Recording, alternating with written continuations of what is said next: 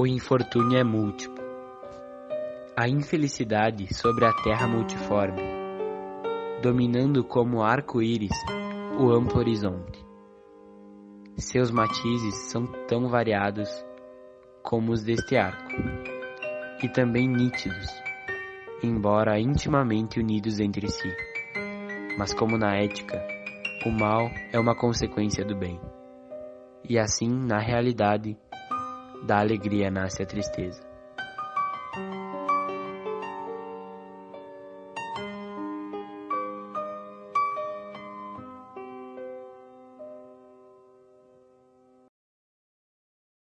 Berenice e eu éramos primos. Crescemos juntos em minha casa paterna. No entanto, como crescemos diferentes. Eu pobre de saúde, mergulhada em tristeza. Ela, ágil, graciosa, transbordando de energia. Para ela, o vagar pelas colinas. Para mim, os estudos do claustro. Eu, a viver encerrado em meu próprio coração, entregue de corpo e alma às mais intensas e penosas meditações. Ela, a vagar despreocupada pela vida, sem pensar nas sombras de seu caminho, ou no voo silencioso das horas negras, com asas de corvo. Ah, quão viva está sua imagem, neste momento, diante de mim. Como nos primeiros dias de sua despreocupação e alegria. E depois tudo é mistério e terror. Uma doença. Uma fatal doença.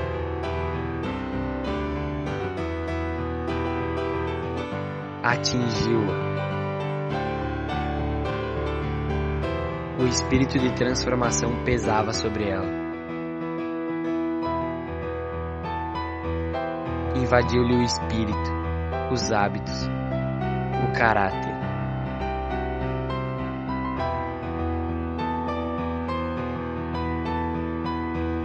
E de maneira sutil e terrível, perturbava-lhe a própria personalidade. Uma espécie de epilepsia, que terminava não raro num estado cataléptico. Uma catalepsia que se assemelhava muito com a morte real e da qual ela voltava a si em muitas ocasiões. De maneira surpreendentemente abrupta.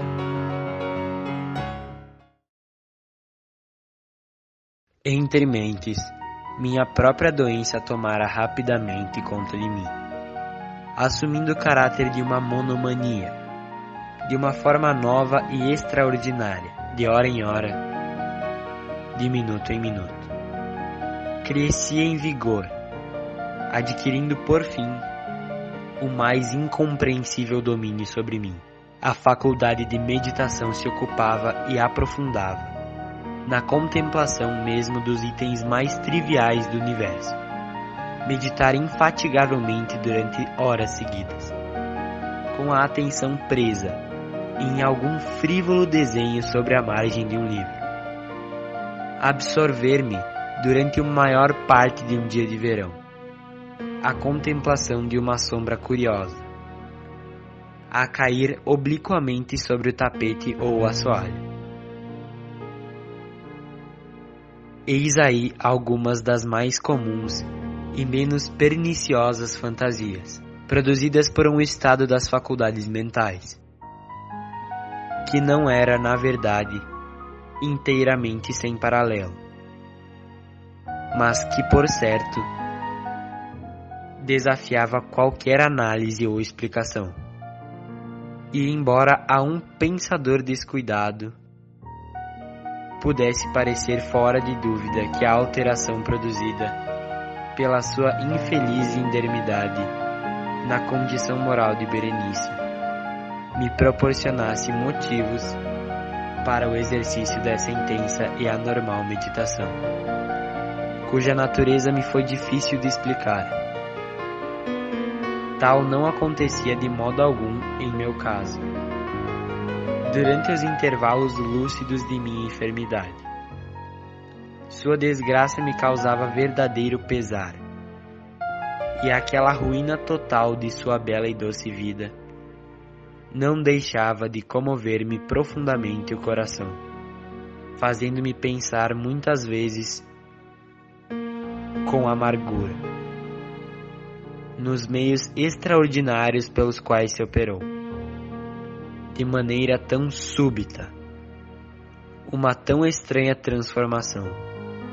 Agora eu estremeci em sua presença, empalideci a sua aproximação, e embora lamentando amargamente a sua decadência e o seu triste estado, recordava que ela me amara durante longo tempo, e num mau momento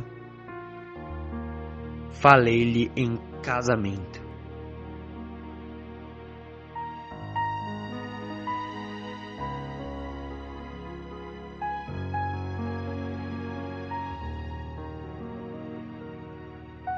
Finalmente aproximava-se a época de núpcias, quando, numa tarde, me sentei no gabinete no interior da biblioteca. Julgava estar sozinho, mas, erguendo os olhos, vi Berenice à minha frente.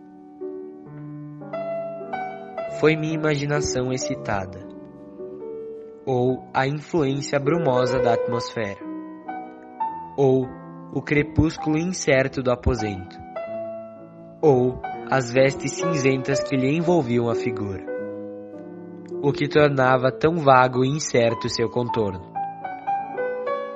Não saberia dizê-lo.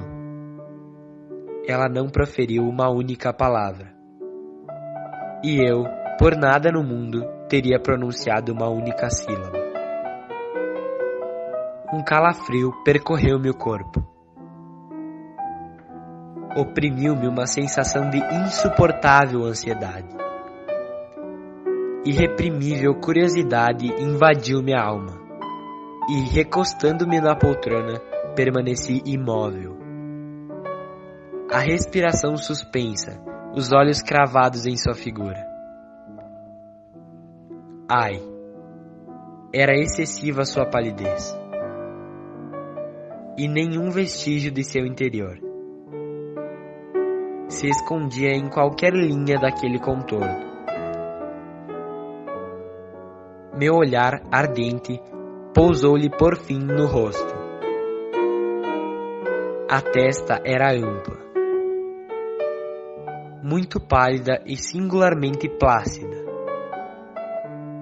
Os cabelos, em outros tempos sedosos e sempre trançados,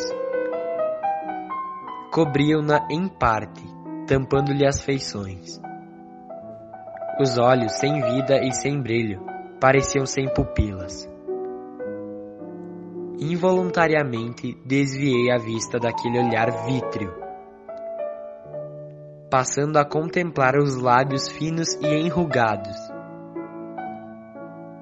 Estes se entreabriram, e num sorriso de especial significado, os dentes da modificada Berenice apareceram lentamente ante mim.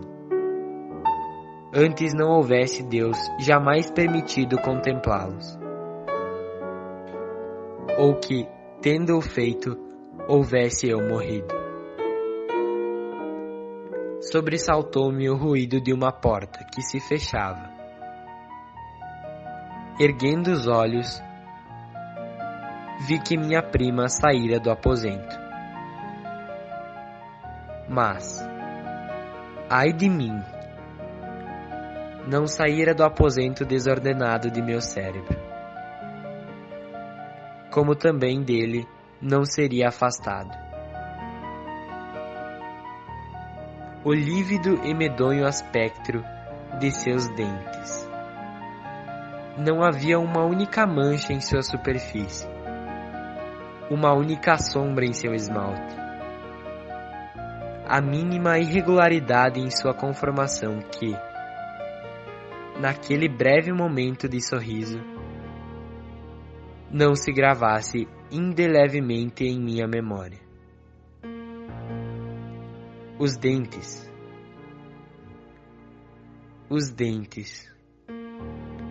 ali estavam, ali em toda parte, visíveis e palpáveis à minha frente. Longos, estreitos e excessivamente alvos, com os pálidos lábios contorcendo-se em torno deles, como no primeiro momento em que apareceram. Sobreveio então a plena fúria de minha monomania, e lutei em vão contra sua estranha e irresistível influência, diante os múltiplos objetos do mundo exterior. Eu não pensava em outra coisa senão naqueles dentes. Sentia por eles um desejo frenético. Todos os outros assuntos e todos os meus demais interesses foram absorvidos por sua contemplação. Via-os sobre todos os aspectos, revolvia-os em todos os sentidos, meditava sobre sua conformação, cogitava acerca de sua natureza, estremecia ao atribuir-lhes em minha imaginação uma faculdade de sensação e de sensibilidade e, mesmo quando não ajudados pelos lábios, uma capacidade de expressão moral. Era por isso que eu os cobiçava tão loucamente. Sentia que somente a posse deles poderia restituir-me a paz, fazendo-me recobrar a razão.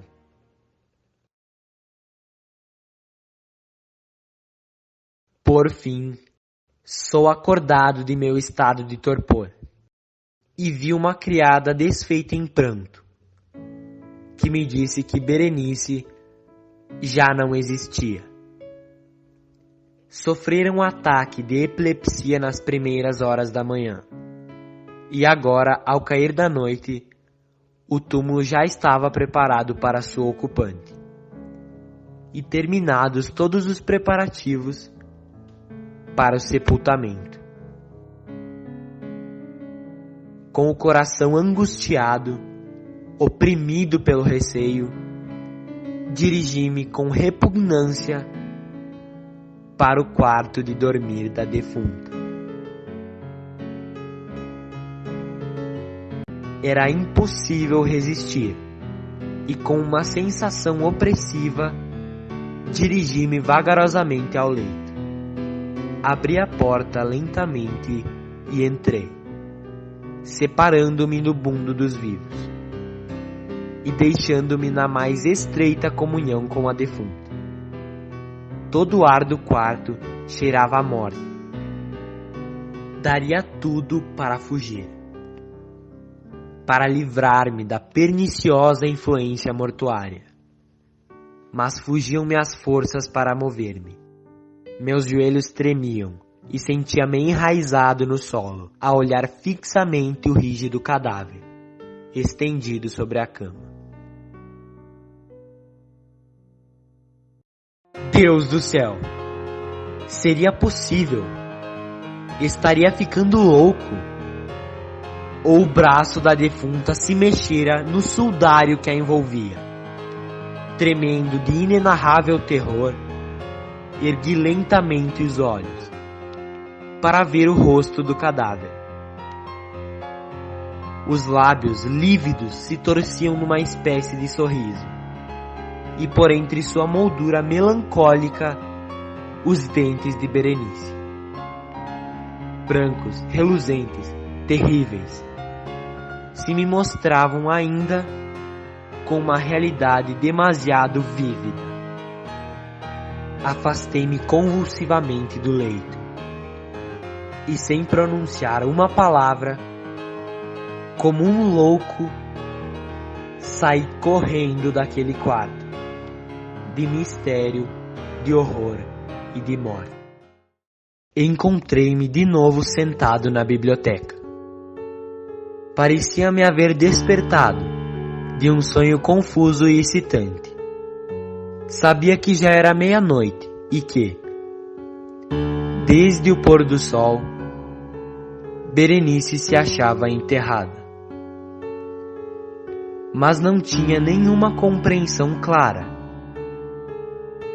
positiva, do lúgubre período intermediário. Contudo, minha memória estava cheia de horror. Horror tanto mais horrível por ser vago, e terror mais terrível pela sua ambiguidade. Eu havia realizado um ato. Mas qual? Bateram de leve na porta da biblioteca e, pálida como uma habitante do túmulo, uma criada entrou na ponta dos pés. Seu aspecto era de extremo terror e falou-me com voz trêmula, rouca e muito baixa. Falou-me de um grito espantoso que perturbava o silêncio da noite, da reunião da criadagem, de uma busca na direção do lugar de onde vinha o som. E então, o tom de sua voz se tornou arrepiantemente nítido ao referir-se de um túmulo violado, a um corpo desconfigurado em sua mortalha, mas respirando e palpitando ainda vivo. Apontou para minhas roupas. Estavam manchadas de lama e de sangue coagulado.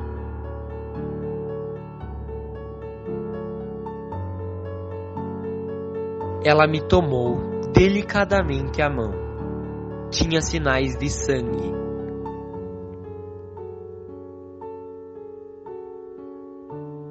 Dirigiu minha atenção para um objeto apoiado contra a parede. Era uma pá.